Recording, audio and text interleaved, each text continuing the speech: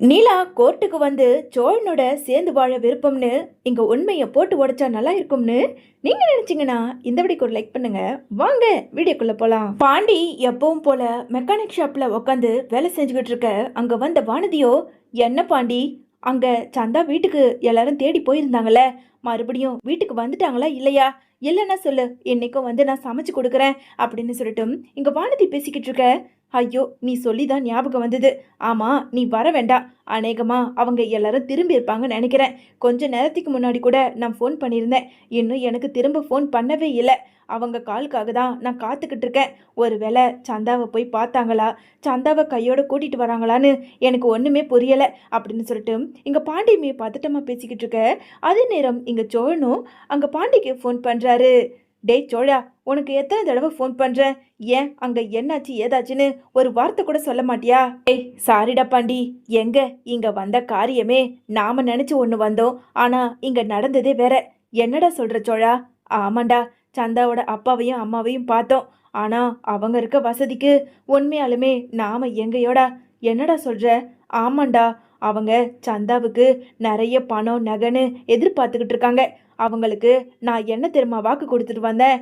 இந்த மாதிரி 25 லட்சம் ரூபாய் பணமும் 30 சவர நகையும் என் அண்ணன் சேரனே உங்ககிட்ட கொடுத்து சந்தாவை கல்யாணம் பண்ணுவார். எங்களுக்கு ஒரு 6 மாதம் நேரம் கேட்டு நான் சொல்லிட்டு வந்திருக்கேன்டா. அவங்க அப்பாவும் அம்மாவும் சரின்னு சொல்லியிருக்காங்க. 6 மாதத்துக்கு அப்புறம் 1 நாள் 2 நாள் தாண்டி போனால் கூட சந்தாவுக்கு நாங்கள் பார்த்த மாப்பிள்ளையவே கல்யாணம் பண்ணி வச்சிரோம்னு சொல்லிட்டாங்கடா. அதுதான் நினச்சி ஒரே குழப்பமாக இருக்குது அப்படின்னு சொல்லிட்டு இங்கே சோழனும் வர வழியிலேயே அங்கே பாண்டிக்கிட்ட பேசிக்கிட்டு வர. இதை கேட்டதும் அங்கே பாண்டிக்கு ரொம்ப அதிர்ச்சி ஆகுது. டேய் என்னடா சொல்கிற? உனக்கு அறிவு இருக்கா இல்லையா? நகை விற்கிற விலைக்கு 30 பவுன் நகையா? 25 லட்சம் ரூபாய் பணமா? எப்படிடா நம்மளால முடியும்? டேய் பாண்டி, வேற வழி இல்லைடா. அண்ணா சந்தாவை காதலிக்குது. அப்படி இருக்கும்போது 2 பேருக்கும் கல்யாணத்தை முடிக்கணும்னா அவங்க அப்பா அம்மா மனசை மாற்றி தான் ஆகணும். அவங்களுக்கு பிடிச்ச காரியத்தை நம்ம பண்ணாதான் சந்தாவை அண்ணா கல்யாணம் பண்ண முடியும். சரி, எதுவாக இருந்தாலும் நான் வீட்டுக்கு வந்து பேசுகிறேன், நாங்கள் வந்துக்கிட்டு இருக்கோம், நீ ஃபோனை வை அப்படின்னு சொல்லிட்டு சோழன் ஃபோனை வைக்க, ஃபோனை கட் பண்ண பாண்டியோ அங்கே உக்காந்துக்கிட்டு இருந்த வானதியை பார்க்க, என்ன பாண்டி ப்ரோ என்ன சொன்னாரு? ஆமாம், சந்தாவை போய் எல்லாரும் பார்த்தாங்களா? சந்தாவை கல்யாணம் பண்ணி வைக்கிறதுக்கு கூட்டிட்டு தானே வராங்க.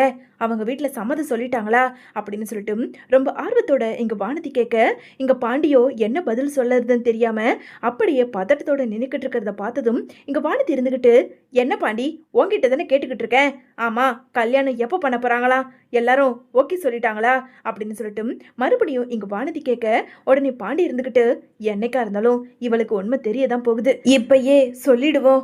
அது வந்து வானதி, எல்லாரும் போயிருந்தாங்க. சந்தாவோட அப்பா அம்மான்னு குடும்பத்தையே பார்த்துருக்காங்க.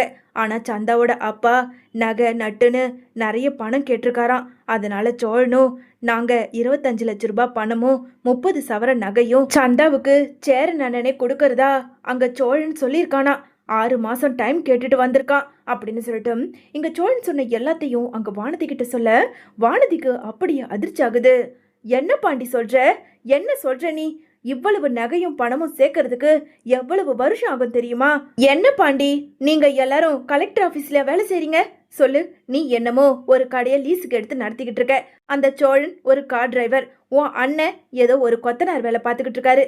இப்படி இருக்கும்போது எப்படி இவ்வளவு பணமும் நகையும் சேர்த்து வைக்க முடியும்? போ பாண்டி, உன் அண்ணன் சேரனோட கல்யாணம் முடியும், உனக்கும் எனக்கும் வீட்டில் பேசி சீக்கிரமாக கல்யாணத்தை பண்ணிக்கிட்டு நான் உங்கள் வீட்டுக்கு வந்துடலான்னு பார்த்துக்கிட்டு இருக்கேன். இது இந்த காலத்துலேயும் நடக்காது போல இருக்கு. இப்போ எங்கள் வீட்டில் கேட்டால் நான் என்ன பதில் சொல்கிறது பாண்டி அப்படின்னு சொல்லிட்டு வானதி வந்த கோவத்துக்கு வானத்துக்கும் பூமிக்கும் ரொம்ப கோவத்தோடு பேசிக்கிட்டு இருக்க. உடனே எங்கள் பாண்டி இருந்துக்கிட்டு, இங்கே பாரு வானதி, அதெல்லாம் எங்களால் முடியும். ஏன் கலெக்டர் ஆஃபீஸில் வேலை செஞ்சாதான் எங்களால் பணம் சம்பாதிக்க முடியுமா என்ன? கொஞ்சம் நல்லா எக்ஸ்ட்ராவே உழைப்பு போட்டால் யாராக இருந்தாலும் சாதிச்சு பணத்தை சம்பாதிக்க முடியும். எங்களால் முடியும். இங்கே பாரு வானதி, என்ன ஒரு 10 வருஷமாக அவன் டைம் கேட்டுட்டு வந்திருக்கான். 6 மாதம் தானே, 6 மாதத்துக்குள்ளே சந்தாவுக்கும் சேரனுக்கும் அண்ணனுக்கும் கல்யாணத்தை முடிப்போம். அதுக்கப்புறமா நான் உன்னை கல்யாணம் பண்ணிக்கிறேன். அதானே பார்த்தேன். எப்பா பாரு அந்த சோழனுக்கு ஒத்து உதறதே உனக்கு வேலையா போச்சே. இந்த வானதியை பற்றி நீ கொஞ்சம் கூட நினச்சி பார்க்கறதே கிடையாது. உன்னை போய் காதலிச்சம் பாரு, என்ன பண்ணி தொலையிறது? நான் காத்துக்கிட்டு இருக்கேன். இப்போ கூட இந்த நிமிஷம் என் வீட்டுக்கு போனால் கூட அம்மா கேட்குற வார்த்தை என்ன தெரியுமா? அந்த பாண்டி உன்னை எப்ப கல்யாணம் பண்ணிக்க போறான்னு. இப்ப மட்டும் போய் இன்னும் 6 மாசத்துக்கு அப்புறம் ஆகும்னு சொன்னேன்னு வச்சுக்கோ, அதுக்கப்புறம் எங்க வீட்டுல தையத்தான்னு குதிக்க ஆரம்பிச்சிருவாங்க. ஓ பாண்டி, நீ என்ன புரிஞ்சுக்கவே மாட்டேங்கிறல்ல. என்னோட வாழ்க்கையவே நாசமாக்குற மாதிரி நீ ஒவ்வொரு நாளும் பண்ணிக்கிட்டு இருக்க. எனக்கு உன்னை பார்க்கவே பிடிக்கல. போ பாண்டி அப்படின்னு சொல்லிட்டு அங்க ரொம்ப கோவத்தோட வானதி நேரா வீட்டுக்கு போயிடுறாங்க. இன்னொரு பக்கம் இங்க பாண்டியோ வானதியை பார்த்து, வானதியும் ஒரு விதத்துல பாவம் தான் இல்ல, கல்யாணம் பண்ணிக்கிறேன்னு சொல்லி இப்படியே நாள் கடத்திக்கிட்டே போகுது. வேற வழி இல்லை, சேரன் அண்ணனுக்கு கல்யாணத்தை பண்ணாதான் அதுக்கப்புறம் தான் வானதியை கல்யாணம் பண்ணிக்கிறத பற்றி என்னால் யோசிக்க முடியும். அதுக்கு முன்னாடி அங்கே சோழன் சொன்ன மாதிரி பணத்தை சம்பாதிக்கிற வேலையை பார்க்கணும் அப்படின்னு சொல்லிட்டு இங்கே பாண்டியுமே மெக்கானிக் ஷாப்பில் நல்லாவே வேலை செய்ய ஆரம்பிக்கிறாரு. இன்னொரு பக்கம் நிலா, சோழன், சேரன் 3 பேரும் பீகார் போயிட்டு ராத்திரி வீட்டுக்கு வர்றத பார்த்த அங்கே பாண்டி இருந்துக்கிட்டு, அண்ணே வாண்ணே அப்படின்னு சொல்லிட்டு உள்ள கூப்பிட இதை பார்த்துக்கிட்டு இருந்த அங்கே நடேசனும் நேராக வீட்டுக்குள்ளே போகிறாரு. ஆமா போனீங்களே, அந்த கதை என்னாச்சு? சந்தாவை பார்த்தீங்களா? அவங்க குடும்பத்தை பார்த்தீங்களா? ஆமா, சந்தாவை கையோட கூட்டிட்டு வருவீங்கன்னு பார்த்தா சந்தாவை காணுமே அப்படின்னு சொல்லிட்டு வந்தவங்க கிட்ட எங்க நடேசன் அதிர்ச்சியோட கேட்க, இதை பார்த்துக்கிட்டு இருந்த அங்க நிலா இருந்துகிட்டு நடந்த எல்லாத்தையும் ஒண்ணு விடாம சொல்றாங்க. ஏமா, கொஞ்சமாவது இவனுக்கு புத்தி இருக்கா? நகை விற்கிற விலைக்கு எங்க இருந்து ஏதோ 30 பவுன் கொடுப்பானாமே. ஆமா, அப்படி என்னத்தை இவன் சம்பாதிக்கிறான்னு சொல்லிட்டு 30 பவுன் நகையும் 25 லட்சம் ரூபாய் பணத்தையும் எடுத்துக்கிட்டு போய் நொட்டுவாங்க. நீயாவது எதுவும் கேட்க மாட்டியாமா அப்படின்னு சொல்லிட்டு இங்க நடேசன் பேச, அங்கிள், அந்த இடத்துல அந்த சிச்சுவேஷன்ல எங்களால் வேற என்ன பண்ண முடியும் சொல்லுங்க. அவங்களுக்கு நிறைய வீடு வசதி வாய்ப்புன்னு நிலன்னு நிறைய இருக்கு. அப்படி இருக்கும்போது அவங்க பொண்ணுக்கு ஒரு நல்ல இடத்துல கல்யாணம் பண்ணி வைக்கணும்னு பெத்த அவங்களுக்கு ஒரு ஆசை இருக்கும்ல, அதை தான் அவங்களும் எடுத்து சொன்னாங்க. வேற வழி இல்லை. அதனால தான் சோழனுமே இந்த மாதிரி இவ்வளவு பணமும் நகையும் கொடுக்கறதா வாக்கு கொடுத்துட்டு வந்திருக்காரு.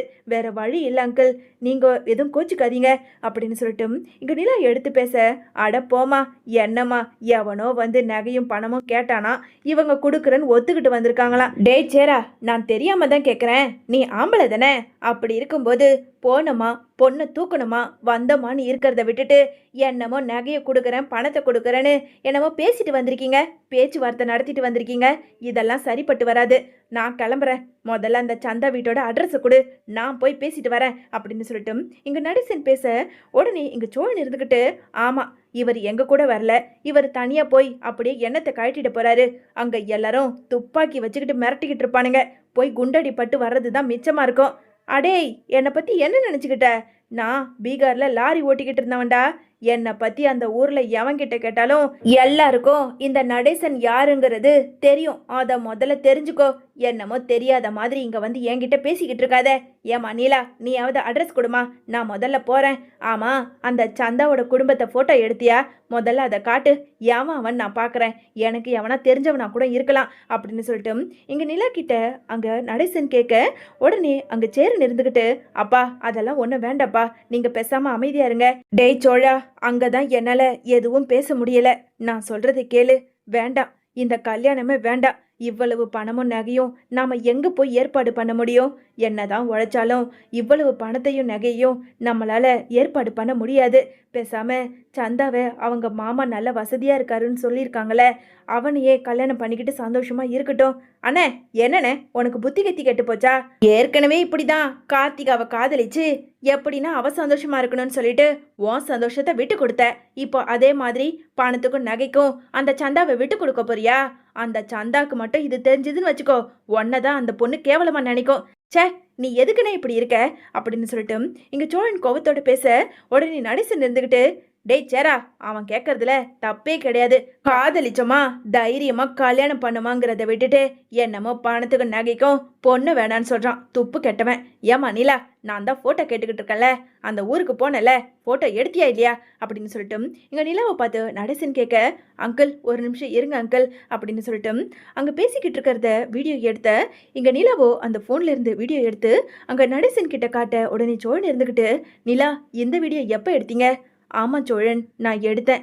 ஏன்னா சந்தாவோட அப்பாவும் அம்மாவும் அங்க உங்களுக்கு சம்மதம் சொல்லும்போது ஒருவேளை 6 மாசத்துக்கு அப்புறம் நம்ம நகையோட பணத்தோட போய் நிக்கும்போது நான் சொல்லவே இல்லைன்னு அவங்க சொல்லிடக்கூடாதுல. அதனால அவங்களும் நீங்களும் பேசிக்கிட்டு இருக்கிறத நான் மறைமுகமா வீடியோ எடுத்து வச்சிருந்தேன் அப்படின்னு சொல்லிட்டு இங்க நிலா சொல்ல, பரவாயில்லையே நிலா, நாங்க யோசிக்காதது கூட நீ யோசிச்சுக்கிட்டு இருக்கிறத நினைக்கும் போது எனக்கு ரொம்ப பெருமையா தான் இருக்கு அப்படின்னு சொல்லிட்டு இங்க சோழன் பேசிக்கிட்டு இருக்க அதே நேரம் இங்க வீடியோவை ப்ளே பண்ணி அங்க இருக்க நடேசனுமே பார்க்க ஆரம்பிக்கிறாரு. வீடியோவை பார்த்துக்கிட்டு இருந்த நடேசனோட முகம் மாறுறத பார்த்ததும் இங்க நிலா இருந்துகிட்டு, அங்கிள் என்ன அங்கிள் அந்த வீடியோவை இவ்வளவு அதிர்ச்சியா பார்த்துக்கிட்டு இருக்கீங்க அப்படின்னு சொல்லிட்டு நிலா கேட்க, அட என்னம்மா, இவனா இவனா சந்தாவோட அப்பா? ஆமா அங்கிள், இவர்தான். இவரை உங்களுக்கு முன்னாடியே தெரியுமா? அட போமா, பீகார்ல நாங்க எல்லாரும் ஒன்னாதாமா லாரி ஓட்டிக்கிட்டு இருந்தோம். நான் இந்த ஊரை விட்டு பீகார்ல போய் லாரி ஓட்டிக்கிட்டு இருக்கும்போது எனக்கு முதல் முறையா இவன் தாமா ரொம்ப க்ளோஸ் ஃப்ரெண்ட் ஆனதே. இவன் என்னோட பெஸ்ட் ஃப்ரெண்டு.